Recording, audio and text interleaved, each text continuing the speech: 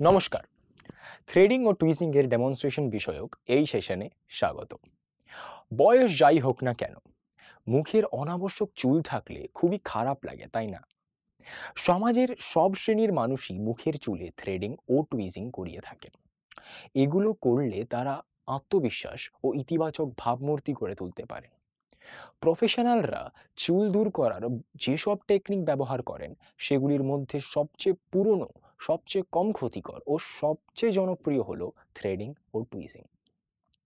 Beauty therapist হিসাবে তোমরা এমন ক্লায়েন্ট পেতে পারো যিনি সুগঠিত ও মসৃণ চেহারা পাওয়ার জন্য নিজের আইব্রো, ঠোঁটের ওপর পুরো মুখের চুল চড়াতে চাইবেন। তোমরা তখন তাদের চুল সাফ করার এমন পরিষেবা দিতে পারবে যা খুব ভালো হবে এবং তাদের সুরক্ষা ও স্বাচ্ছন্দ্য বজায় থাকবে। উদ্দেশ্য। চলো আমরা এই সেশনের উদ্দেশ্যগুলো দেখে নিই।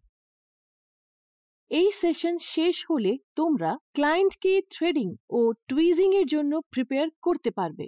থ্রেডিং ও টুইজিং এর জন্য প্রয়োজনীয় জিনিসপত্রের তালিকা বানাতে পারবে, আইব্রো থ্রেডিং করতে পারবে এবং আইব্রো টুইজিং করতে পারবে। চলো আমরা থ্রেডিং ও টুইজিং এর জন্য প্রয়োজনীয় জিনিসপত্রের তালিকাই তৈরি করি। এই প্রণালীর জন্য তোমাদের প্রয়োজন হবে থ্রেড 40 নম্বর, ট্যালকাম পাউডার, একটা গ্লাসের জারে তুলো, আইব্রো ব্রাশ, ছোট আইব্রো কাঁচি, ছোট আয়না, আইব্রো পেন্সিল, সুদিং লোশন বা অ্যাস্ট্রিনজেন্ট, হেডব্যান্ড, তোয়ালে, টুইজার, হ্যান্ড স্যানিটাইজার, মাস্ক, এক বাটি বরফ, এক বাক্স টিস্যু ও ট্রলি বা ট্রে। কাঁচি, টুইজারের মতো সরঞ্জামগুলো ব্যবহার করার আগে সেগুলোকে স্যানিটাইজেশন মেশিনে রেখে দিয়ে স্টেরিলাইজ করে নিতে হবে। বাটি, তোয়ালে, হেয়ার ব্যান্ড ধুয়ে নিতে হবে এবং ধোয়ার সময় অ্যান্টিসেপটিক ব্যবহার করে সেগুলো স্যানিটাইজ করতে হবে। তুলো দিয়ে তৈরি প্যাডগুলোকে জারে রাখতে হবে। প্রত্যেক ক্লায়েন্টের জন্য নতুন প্যাড ব্যবহার করতে হবে। আইস কিউবগুলো টাটকা ও পরিষ্কার হওয়া চাই। ক্লায়েন্ট ও বিউটিশিয়ান এবং তারা পরস্পর যাতে কোনো ব্যাকটেরিয়ার আক্রান্ত না হন তার জন্য হাইজিনের হাই স্ট্যান্ডার্ড মেনে চলতে হবে। এই কাজ করার সময় ক্লায়েন্টের স্বাচ্ছন্দ্য ও সুস্থতাকে সবচেয়ে বেশি প্রাধান্য দিতে হবে। থ্রেডিং যদি ঠিক মতো করা হয় তাহলে এটা খুবই সহজ ও সরল একটা বিষয়, কিন্তু ঠিক মতো করা না হলে ব্যথা ও কষ্ট হতে পারে। তোমার ক্লায়েন্ট থ্রেডিং এর জন্য রেডি কি না তা জানতে এই কাজগুলো করতে পারো। প্রক্রিয়া বুঝিয়ে বলো। যে ক্লায়েন্ট প্রথমবার থ্রেডিং করাবেন তাকে বোঝাতে হবে যে থ্রেডিং মানে কি এবং এইটা কিভাবে করা হয়। তাকে বলতে হবে যে চুলকে একেবারে গোড়া থেকে উপড়ে ফেলার জন্য একটা থ্রেড ব্যবহার করা হবে এবং এতে সামান্য অস্বস্তি হতে পারে। ক্লায়েন্টের ত্বককে বোঝো।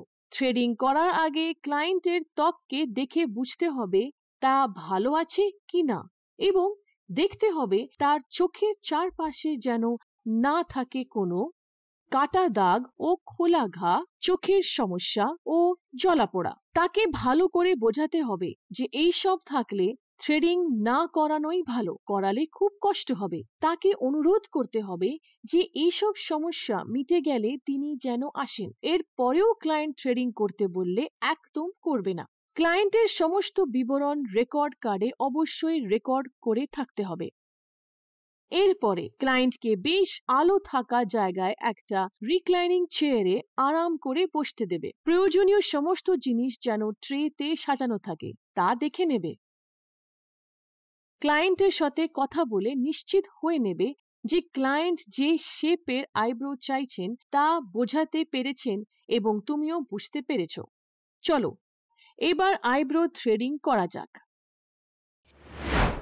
আইব্রো থ্রেডিং এর মূলত 5টা ধাপ রয়েছে, যেমন চুল সাফ করার জায়গাটাকে প্রিপেয়ার করা, থ্রেড প্রিপেয়ার করা, অবাঞ্ছিত চুল সাফ করতে থ্রেডকে টুইস্ট করা, ইতিউতি থাকা চুল সাফ করতে টুইজার ব্যবহার, সুদিং লোশন মাখানো। এবার প্রতিটা ধাপকে বিশদভাবে দেখে নেওয়া যাক। ধাপ 1, চুল শার্প করার জায়গাটাকে প্রিপেয়ার করা। প্রথমে ত্বকের তেলতেলে ভাব দূর করতে ট্যালকাম পাউডার দিতে হবে। এইটা করলে সবচেয়ে ভালো হয়। এক গাদা ট্যালকাম পাউডার দেওয়ার দরকার নেই। আইব্রোর সঠিক শেপ ও সাইজ মেপে নিয়ে ঠিক করতে হয়।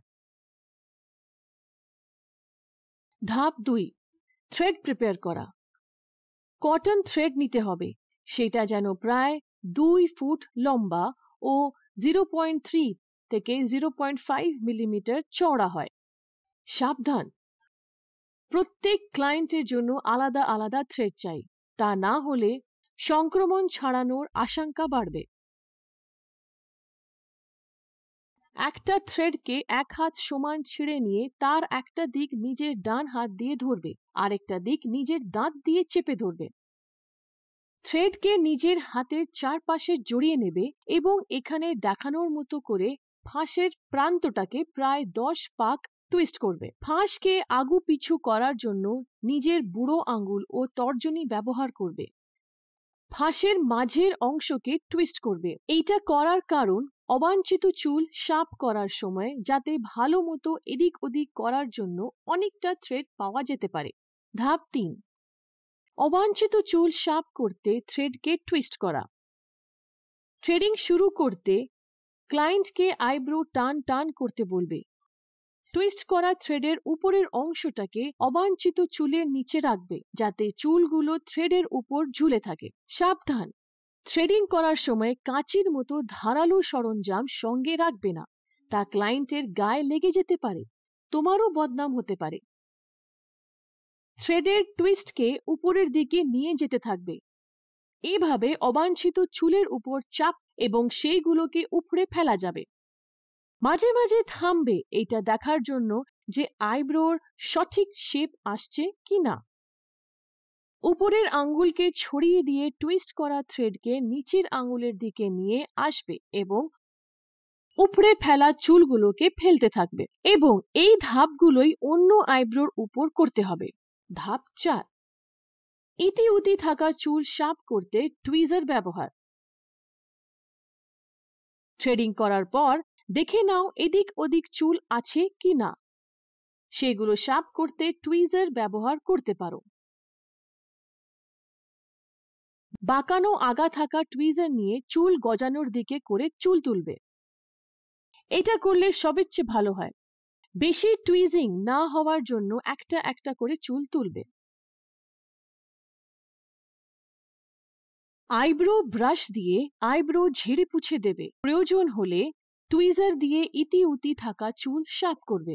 ক্লায়েন্টের হাতে ছোট আয়না দিয়ে দেখে নিতে দেবে ঠিক আছে কি না। ধাপ 5, সুদিং লোশন মাখানো। ক্লায়েন্ট যদি শুধু আইব্রো করান তাহলে সেখানে সুদিং লোশন বা অ্যাস্ট্রিনজেন্ট ক্লায়েন্ট চাইলে লাগিয়ে দেবে। থ্রেডিং করার সময় বা তারপর কিছু কিছু প্রতিক্রিয়া দেখা দিতে পারে, সেগুলোর কারণ হতে অ্যালার্জি বা সংক্রমণ। এইসব হলে লালচে দাগ, চুলকুনি, ফোলা, আমবাত বা পুঁজ হয়। এসব হলে জ্বলাপোড়া কম করতে এবং ত্বককে আরাম দিতে হালকা করে বরফ দিতে হবে।